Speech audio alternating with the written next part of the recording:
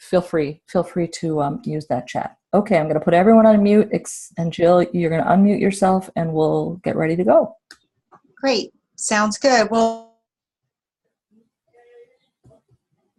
joining us. And Gigi, thank you for sharing information about the webinar. I'm just thrilled that we have everyone here today to talk about the care of transgender patients in the Student Health Clinic. So I would like to introduce you to our speaker, Tiffany. And Tiffany, can you forward the slide one?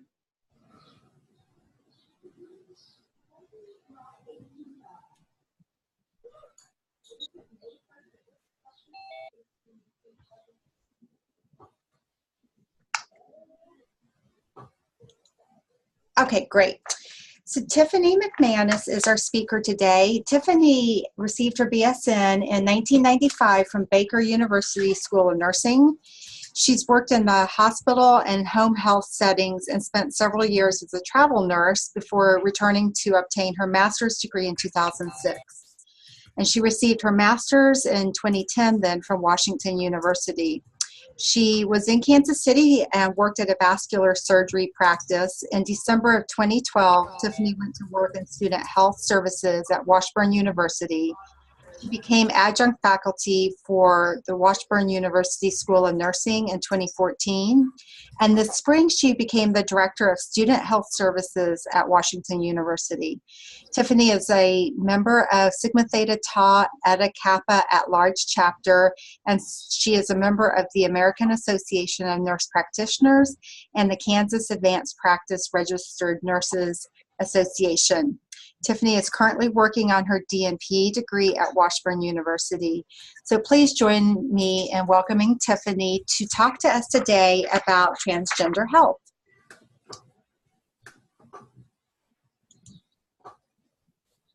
Hey, hello everyone. Can you hear me all right? Okay. Yes. Well, thank you. Thank you so much for asking me to come and join you for this webinar today on this very exciting topic.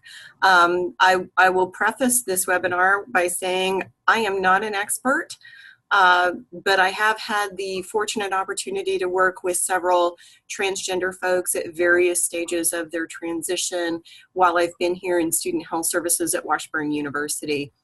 So I look forward to this discussion with you folks today, and hopefully we can have some really great dialogue.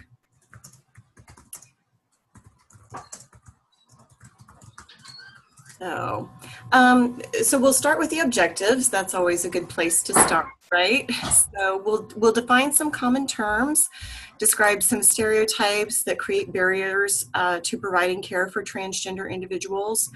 We'll take a look at the diagnostic criteria for initiation of gender-affirming treatment, examine options for fertility preservation for transgender folks, and explore some resources for patients and providers. So starting with the terms, gender terms, identity, dysphoria, transgender, there's an awful lot of terminology out there, and I know it can get confusing, really confusing. And then there's also a lot of slang terminology that comes into play as well. Fortunately, the American Psychiatric Association and other organizations have put together lists of terminology that make it easier for people to become informed about the different terms that are used for these folks. So are you guys getting that feedback? Is that on my end? Okay, maybe not. We'll keep moving forward. So the biggest thing is people who are transgender have been diagnosed with a gender dysphoria, which is a general descriptive term that refers to a person's discontent with their assigned gender or the gender that they received at birth. it's very specifically defined when it is used as a diagnosis. So transgender is a rather broad term of individuals who are transiently or persistently identify with a gender different from their gender at birth. I want to go back just a little bit and touch on gender identity, because for some folks, that is a deeply held sense of who they are, regardless of that outward appearance. So, transsexual is someone who seeks or has undergone a social transition, but not always a physical transition, okay? Gender fluidity is somebody who has, just as it says, it's different identities for gender at different times. And then there's agendered or without a gender identity. Cisgender would be individuals who identify as the expression that aligns with the gender assigned to them at birth. Gender expression is how we would outwardly communicate our gender in the conscious or subconscious ways that reflect our identity and sexual orientation. So does anybody have any questions so far about any of those terms? I know I didn't touch on every single one of them, but that's kind of where we're starting. So, okay. So stereotypes and barriers to care.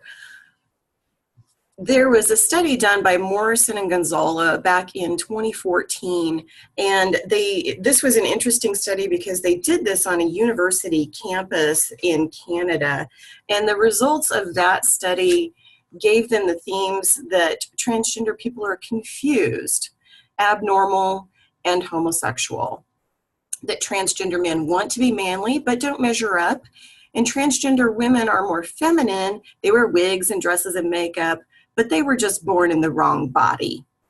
Really interesting findings, don't you think, from a survey of university students. In that study, they also reference the National U.S. Survey of Transgender. I'm sorry, back up. It was a National U.S. survey conducted by the National Center for Transgender Equality, and that was done some years ago.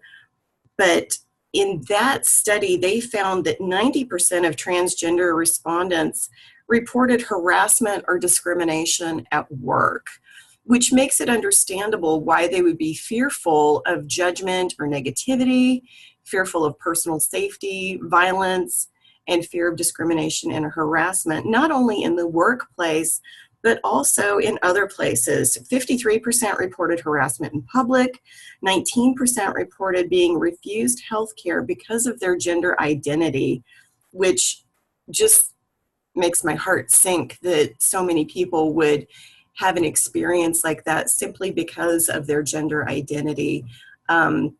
Especially when you're talking about health care, since we're supposed to be professionals and we're supposed to provide care to people without judgment, right? So really kind of staggering numbers, truly. Also, rates of unemployment were twice that of the general population.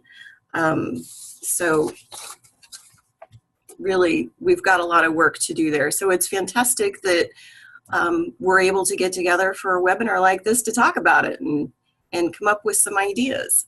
So pronouns can also be stereotypes and barriers. Unfortunately, a lot of folks don't seem to know which pronoun to use, and they get it mixed up, and sometimes they don't care about the pronouns and just say whatever they feel like, which is insensitive in many, many cases. So this is the DSM criteria for gender affirming treatment. And I'm only going to talk about adults in this situation, since we are talking about care of these folks in a university setting. So, and this is according to the American Psychiatric Association guidelines you have to have a diagnosis of gender dysphoria, which includes a marked incongruence between your experience and expressed gender and your primary or secondary sex characteristics. You have to have a strong desire to be rid of your primary and or secondary sex characteristics, a strong desire for the primary or secondary sex characteristics of the other gender, a strong desire to be of the other gender, and a strong conviction that one has the typical feelings and reactions of the other gender. As it's becoming more and more common to start the treatment of transgender persons at a much, much younger age, I think that brings to question for a lot of people, how do they know? You know, how do they really know at such a young age that they're ready to be the other gender, or they identify as the other gender? And I can tell you from every single transgender patient that I have ever had the good fortune to work with, every single one of them have told me the same thing, that at an extremely early age, as young as 3 years old, they knew that their outward appearance did not match who they believed they were to be on the inside.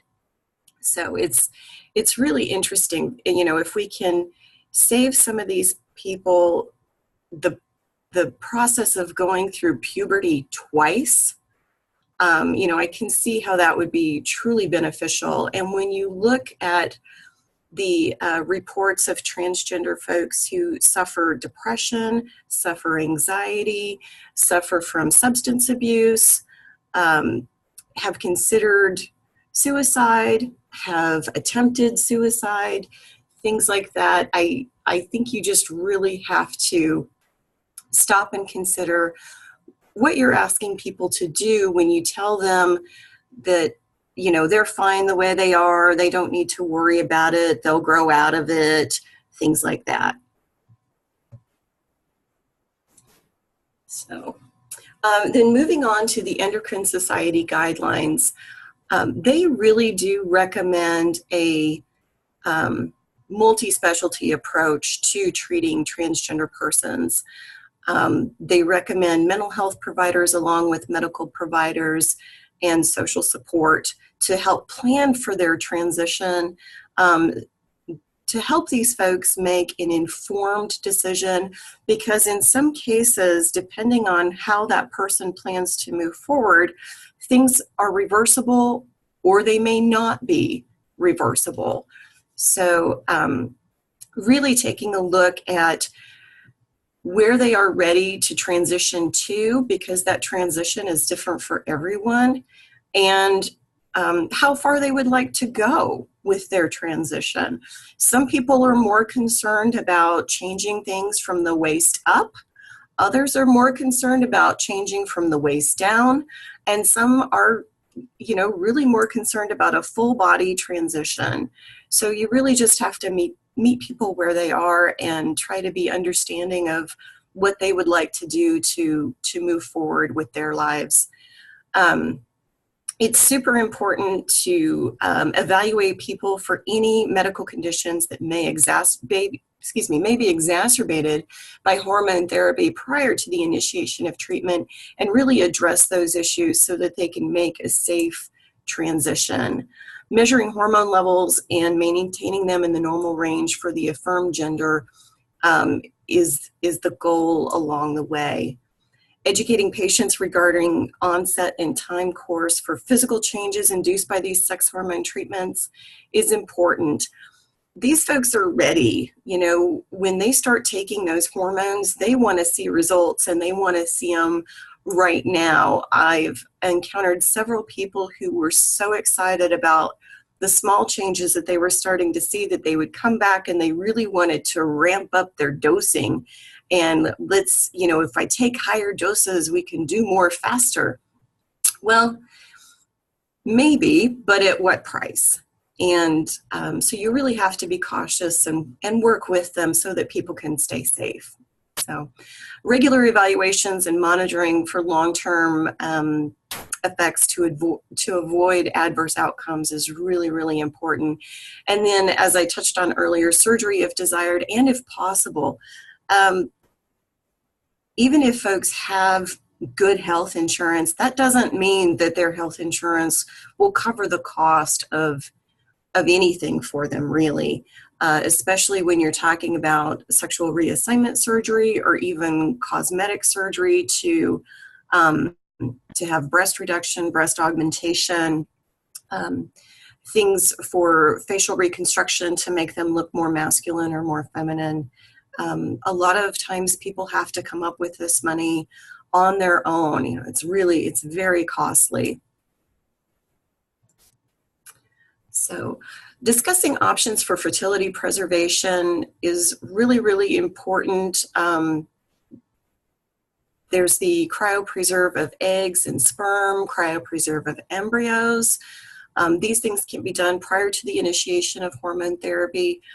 Some ovarian tissue cryopreservation is still considered experimental, but is happening.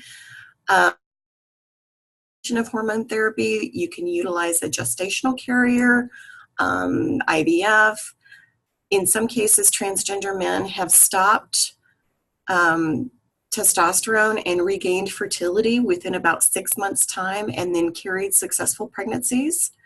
And then uterine transplant is still definitely considered very, very experimental. So, but again, these things are expensive, not covered by insurance, so people really do have to plan ahead and think about their options. Okay, so I think we've come upon the time to break for some questions. And yeah, so this is Kristen, Tiffany. You can just take a rest and a drink of water.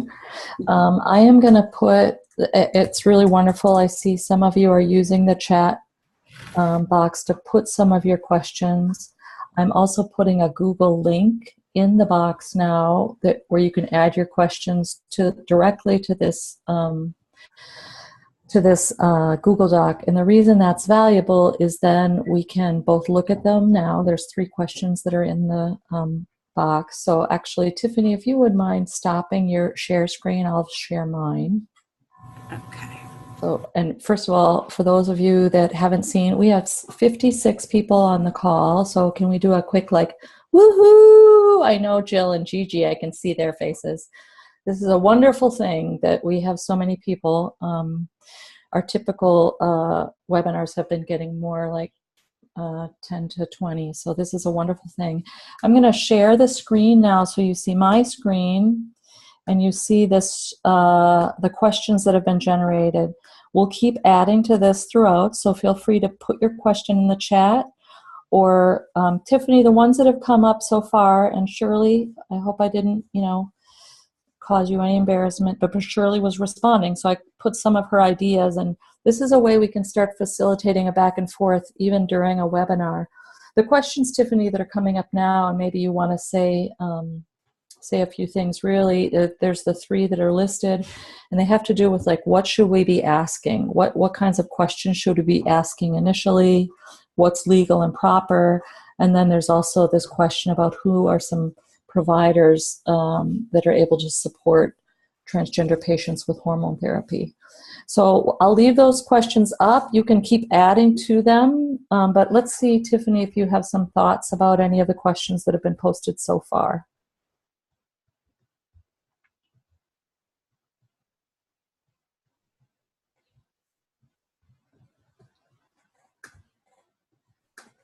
And I don't hear you, Tiffany, if you're on, so I want to make sure.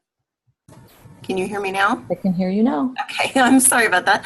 No, okay, that's good. So as far as that first question about from Shirley about the providers in our region Yep. who are interested and willing, able to help transgender patients with hormone therapy, we've been very fortunate here in the Student Health Services Clinic. We have a relationship with one of the endocrinologists here in Topeka, Dr. Jeffrey Fajardo, and he is with Cotton O'Neill. He has been be very easy to work with and very helpful for patients. The feedback that I've gotten from patients that I've referred on to him has been very positive. They enjoy working with him a great deal. We also have Dr. Dave Provorse here on the Washburn campus, who's over in the psychology department, who has counseled and worked with folks for that gender dysphoria diagnosis. And he has been fantastic as well. So as far as outside of that, I know that there's transgender clinic at Children's Mercy. I don't know very much about that, except that it is there and it is growing. So does anyone else have any providers that they have worked with in Kansas for transgender patients? This is Jill. I don't know specifically of providers, but there is now an annual Trans Health conference in Kansas City, and it's going to be in September this year. It has been in June, and there are different providers. In fact, I think there's an Dr. Courtney Marsh, who is in OB-GYN or endocrinology at KU Health Systems, has been a speaker there, I think about, talking about some of the treatments. So that, when I get information about that conference, I'm happy to share it with everyone. Fantastic. I'd be very interested in that. Yeah, absolutely.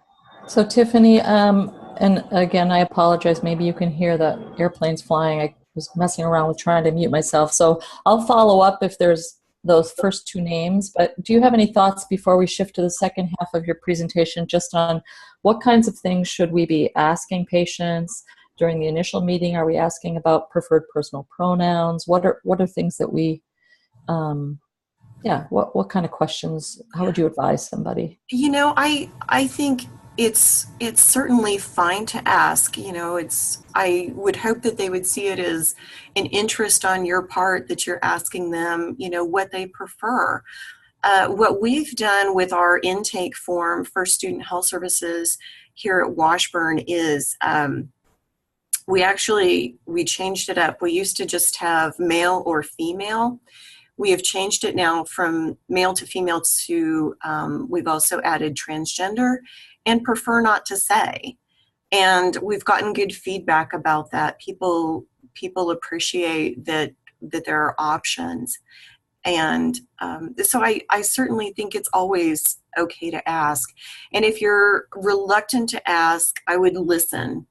Listen first, see, if you talk with someone for a little while, they'll often refer to themselves in their own preferred way. So yeah, I think it's certainly okay to ask.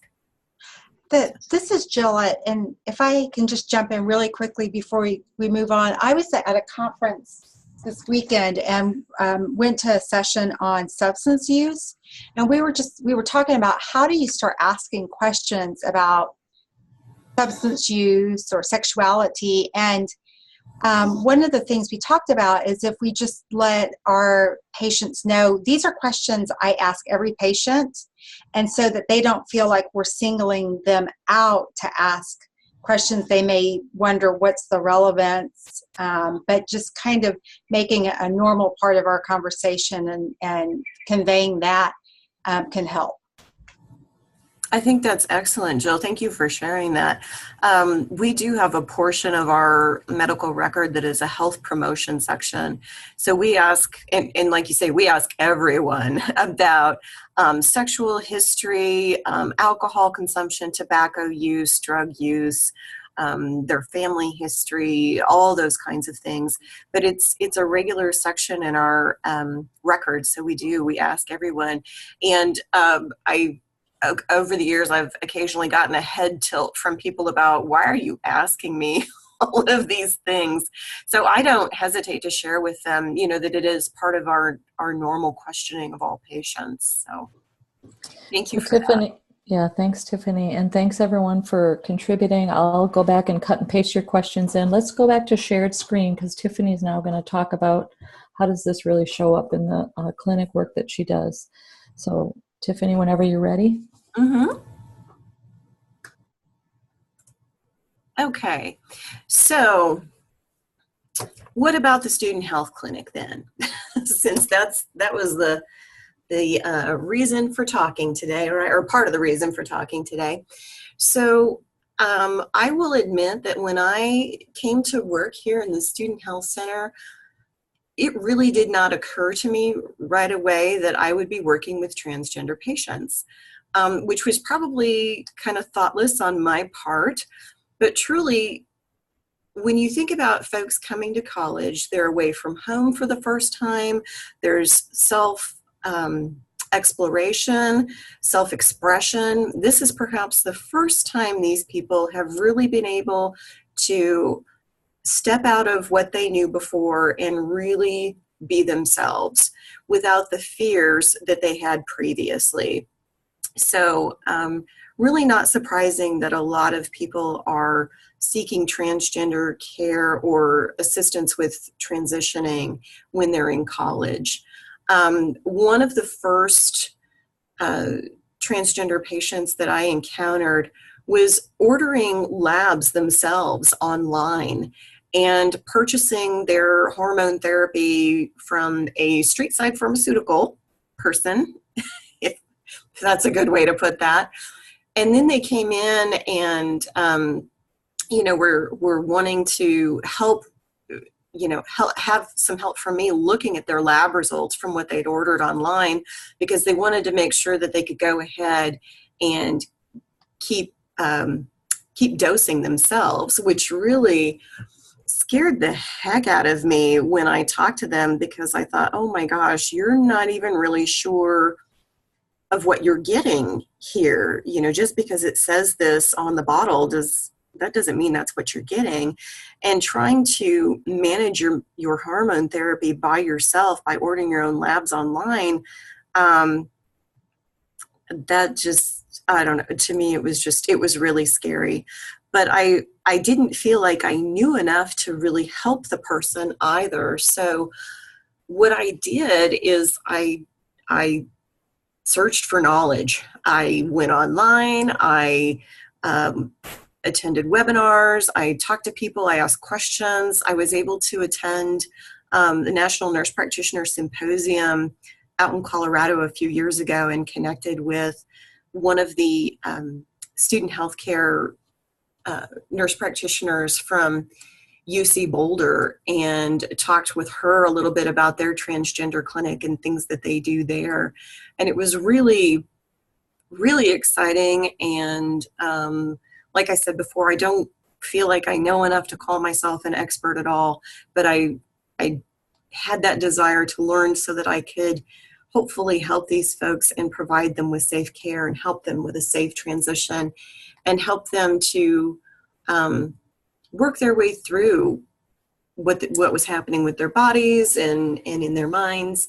And we're really, really fortunate, like I said, here on campus, because we do have the psychological services department here. We've also got counseling services here on campus. And those services are free to our students, which is fantastic because a lot of them are from limited resources and just really don't have the funds to pay for therapy or to pay for counseling or pay for lots of labs. I will tell you that we have another added bonus here. We have a cash price contract with a local lab to help cover the cost of blood work. But for people needing those hormone levels, and I am in no way affiliated with this company, but I know enough about them to know that they offer lab testing at a reduced cost for people. Health One Labs, and I believe on their website it's healthonelabs.com. They provide greatly reduced pricing on hormone panels for males and females, along with some other baseline lab testing. So it's not that it's cheap, but it's certainly far less expensive than what I can offer them through our contracted price with our local lab here. So if you happen to come across anyone who's needing those greatly reduced costs for labs, Health One Labs is an option. And you go online and order the package that you want and pay for it. And then they have so many different labs that they work with throughout Kansas where folks can go and get their blood work drawn. They get the results sent to them, then they bring them in and we go over them together. So something to consider in case you're needing that information for any of your patients. So the help of students. Now, I got help from students in so many ways. Like I said, the feedback that we'd gotten about our forms, making them more gender neutral and gender friendly. We also had a group of master's level students from the School of Nursing. One of them was doing some clinical hours with us here in Student Health Services and became intrigued and interested in working with some of the transgender patients. And she and some of her classmates decided to do a project for their master's degree on transgender care in student health, which was very, very helpful. And I'll go ahead and share this. They put together this algorithm. Now, this was just a piece of their whole project, but I thought they did a really excellent job, and in identifying this readiness criteria, and gave us a really good place to start and where to follow. They've got some sources cited down there at the bottom, but I'm going to share some other sources with you as well that I have found to be extremely helpful over the years. But like I said, assessing that readiness, getting that mental health assessment, doing the baseline lab work and the follow-up, what to do if things are abnormal or if we need to back off and correct things, discussing other options, lifestyle changes, family changes. Again, referring back to one of the patients that I've worked with, they really struggled throughout their life with problems with addiction. And it was because they were so very afraid that their family wouldn't understand when they came out about wanting to change their gender. So that person was homeless for several years, struggled with drugs and alcohol. But when they finally got clean and sober and talked to their family, they learned very quickly that their family was not surprised, that their family had suspected, again, from a very young age, that how they identified did not match their outward physical appearance. And to see this person making that transition and being successful and being happy was just a tremendous reward. I was happy to be in this place in this time to help them through that. So the students that put this algorithm together did do several presentations on it. And I hope they all got A's on it because I know they put a tremendous amount of work into it. So I don't think I mentioned this already, but I actually do have a transgender family member. This is somebody that I have known my whole life, and from when I was a very young age, realized that there was a very profound sadness about this person. I talked to them before we had this webinar, and I asked them, what is the most important thing that you would like for your healthcare provider to know or understand about being transgender? And her response was about the importance of body image, and she specifically gave the example of facial feminization surgery.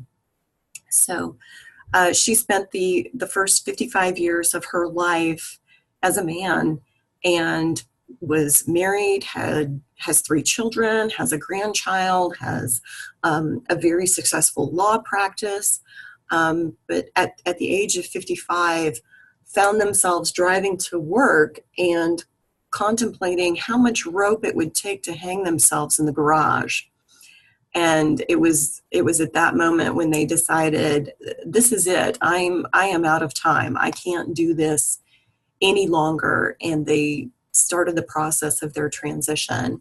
And she shared with me that as soon as she started taking estrogen, she felt like a switch had flipped in her brain, and she started to feel better and started to feel human, and the depression started to lessen. So I feel very fortunate that I still have her, that she's still alive, and she is living her life now as a transgender woman. But she did say that every day that she looks in the mirror, she still sees a man. And she's talked to her healthcare provider about female, feminization, facial feminization surgery, and keeps being told, oh, you don't really need it. But that is something that she feels like she needs. So other things that transgender people would like for us to know is that there's a big difference between gender and sexual orientation. So, I'm not sure why, but some people just can't get past this, and that is something that is incredibly different. Transgender people realize that they stir emotions in others, that they stir ethical questions in others, and they're really just trying to move forward and live their lives and do the best they can, just like the rest of us. So I touched on this previously about the pronouns. If you're unsure, it's okay to ask, but definitely listen as to how they refer to themselves. And then again, as we touched on already, transitioning is very personal. There's no wrong way to transition, really. It's everyone's personal journey, and so is coming out as a transgender person.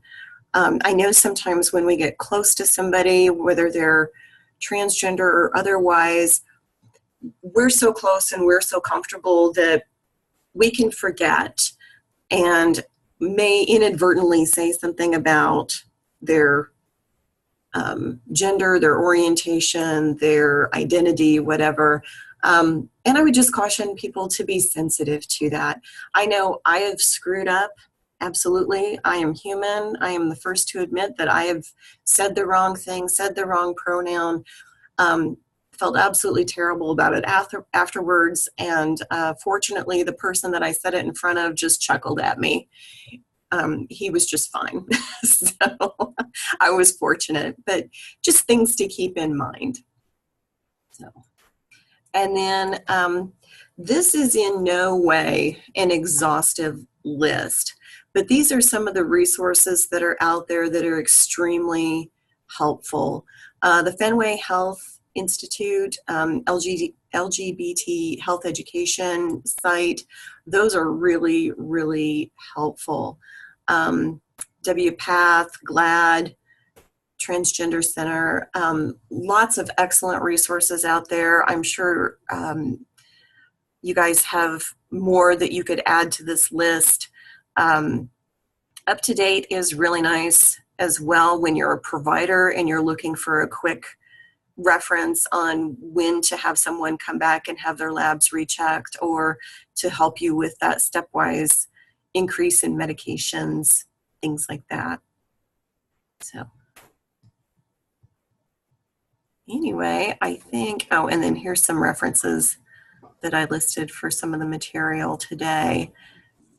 So. Well, thank you so much, Tiffany. People have been continuing to share resources and information, so that's fantastic. And I only am slightly sad that we can't see your face and, directly sort of be able to meet you.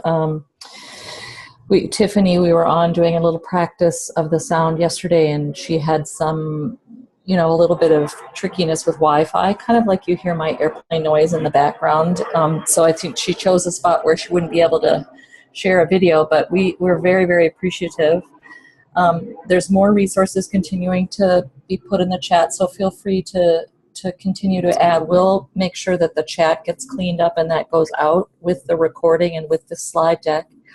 I'm really curious now, in the remaining time, we have about 10 minutes left, and I'd like 5 minutes if people either want to unmute themselves and ask a question, or you could also keep using the chat. I'd love to hear if there are takeaways, any kind of like, wow, I hadn't thought about this, kind of what did you realize or what did you learn?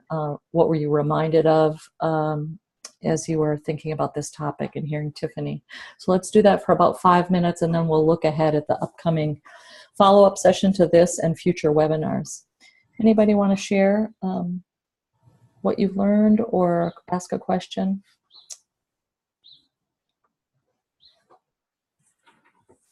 Yes, Shirley, go ahead and unmute yourself and you can ask your question. There's another reminder from Jill. If you want CEU credit, you need to put your name and email in the chat box.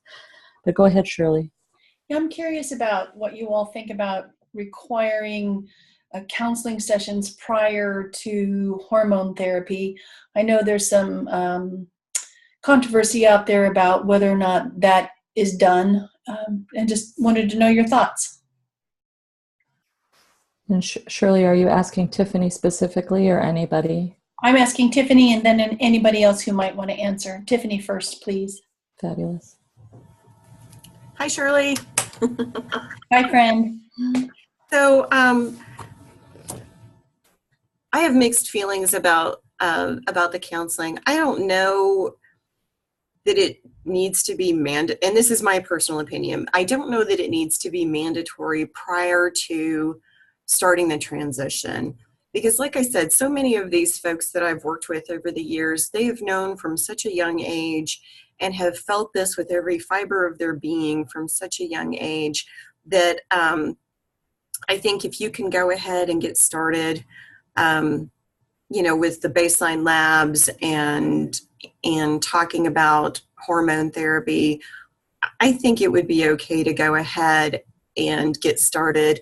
I do always strongly suggest counseling for folks, though, because as they transition and start looking more outwardly like the way they feel on the inside, people around them are going to struggle with that transition as well, and just maybe give them some support and some guidance on how to talk with other people when they ask a question that may seem hurtful or may seem ridiculous. So I guess that's my answer. I don't know that it's absolutely necessary, but I think it's certainly helpful. Thanks, Tiffany. Is there another person that wants to offer their thoughts on Shirley's question about counseling sessions before hormone therapy? Kristen, I'm going to jump in. I just received an email from someone who's listening but unable to actually be on the webinar. If you had to call in and you want CE credit, email me at jpeltzer2, that's PELTZER number 2, at kumc.edu. Okay, Kristen, thanks. We have time for maybe one more question, and then we'll shift to some of sort of what's next. And again, a reminder, just as CEUs are for today available, there will be a follow-up informal lunch conversation on this topic next Thursday at 12.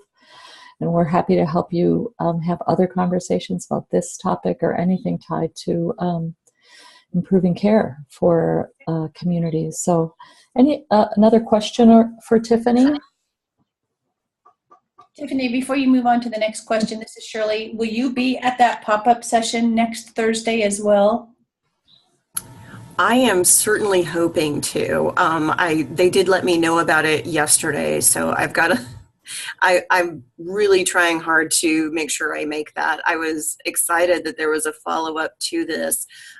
Trying to put this together, as you know, we could talk about this for days and days and days. So to try to kind of bring things down into a short webinar where we've only got about an hour to talk was challenging for me, because I do enjoy working with these patients so much and have learned so much from them. So yes, I'm hoping to.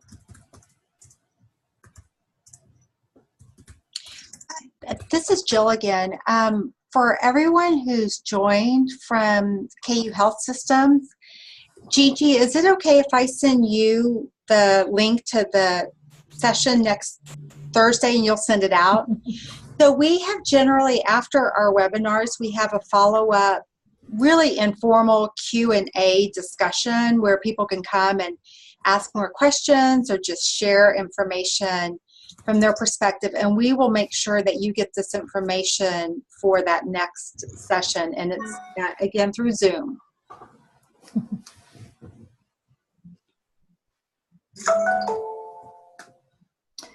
Wonderful. Is there another question for Tiffany or an insight that anyone wants to share, having been on this webinar? Oh, so the Q&As are through Zoom. So again, you can join through your computer, or you can call in for those for that session. So I'll make sure that I get this to Gigi to distribute. And of course, Tiffany and Shirley, please distribute at Washburn. Part of what we hope is that that we can do some things to get the conversation started, but however you want to continue that within your own networks or within your own systems, that would bring great joy. And we're happy to help in whatever way you need support, but please take any of the materials and think about, how might you share this? Or again, I don't want to speak to Tiffany's schedule, but for example, if she's not available to be there on Thursday, but would be willing to do it another time, just be in touch with us or her, and we want to try to keep that energy going. This was a wonderful showing, and mostly we want people to continue to learn and share what they know based on what they're faced with in the real world. So anything else in terms of questions or insights? And some of the thanks are happening in the chat. That's wonderful too.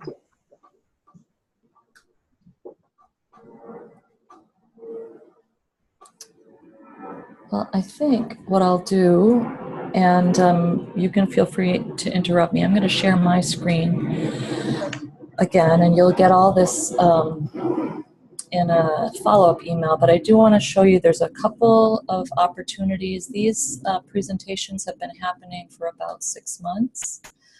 And so upcoming, if you're available, this coming Thursday, we'll continue the conversation about transgender and broaden it to LGBTQA, health and healthcare in your work. And usually what happens then, it's a lunchtime. We invite people to come and use their camera. You see that's a picture, a screenshot I did of a kind of a lunch and learn where people use the cameras. The nice thing about that is, yes, we get to know what you're eating for your lunch, but we also can just keep building relationships, which that's the idea of how can this build relationships. So that'll happen Thursday. If at the end of that call people say, we want more, we'll help figure out how to be responsive to that. In July, the focus is on organizational readiness. So how do we think about our organization? What is it ready for? What is the role? What are the roles in promoting diverse and inclusive environments? We have someone who's going to talk from KU that's going to talk about a climate study that they did and how they use that climate study to focus their inclusion and diversity efforts.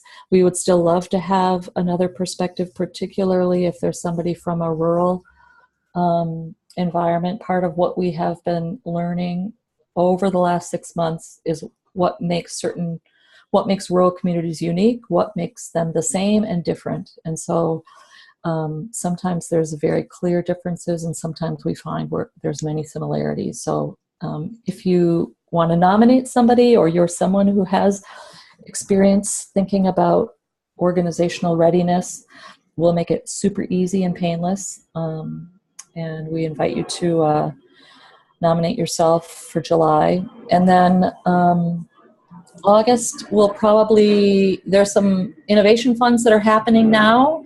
3 different entities applied to do some collaborative projects. So we'll have some report out either in, well, probably September. And August is a to be determined topic.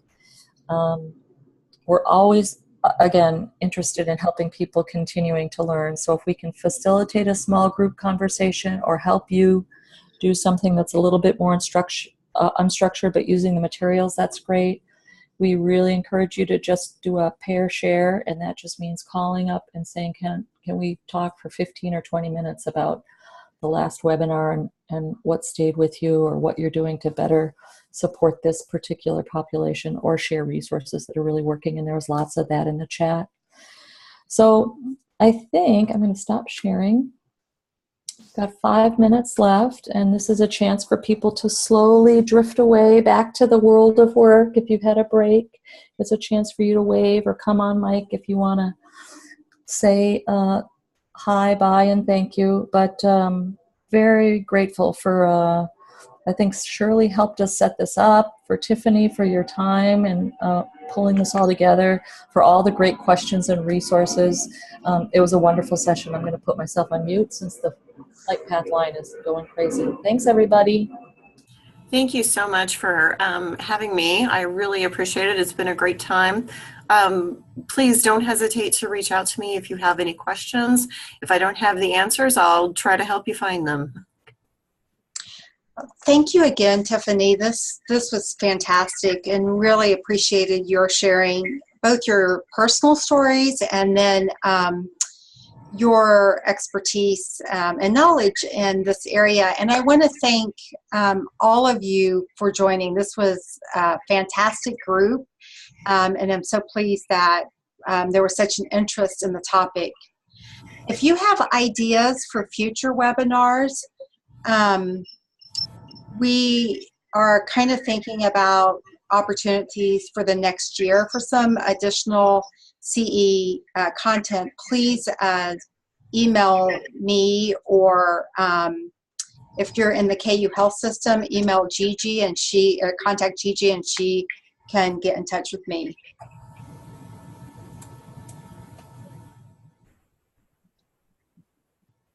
Gigi, do you want to say anything about the conference you have coming up? There. I think we've got you unmuted. Oh, okay.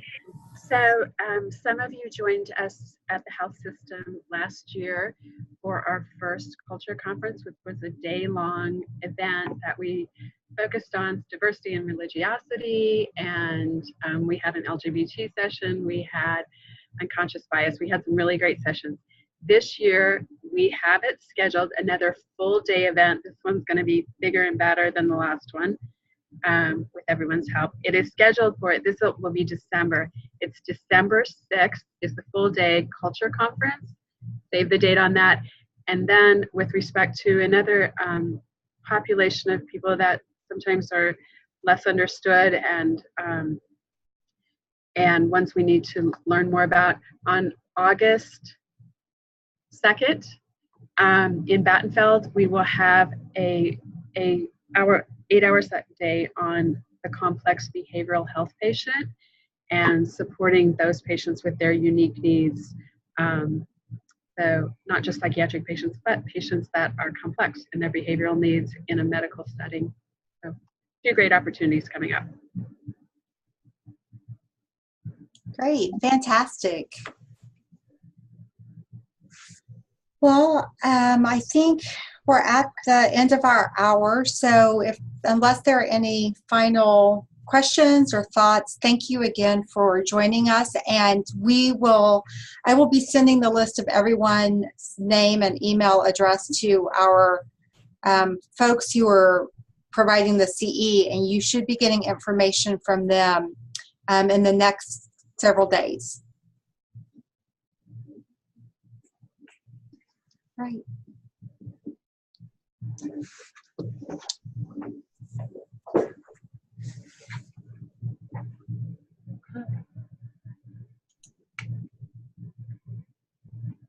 Very cool.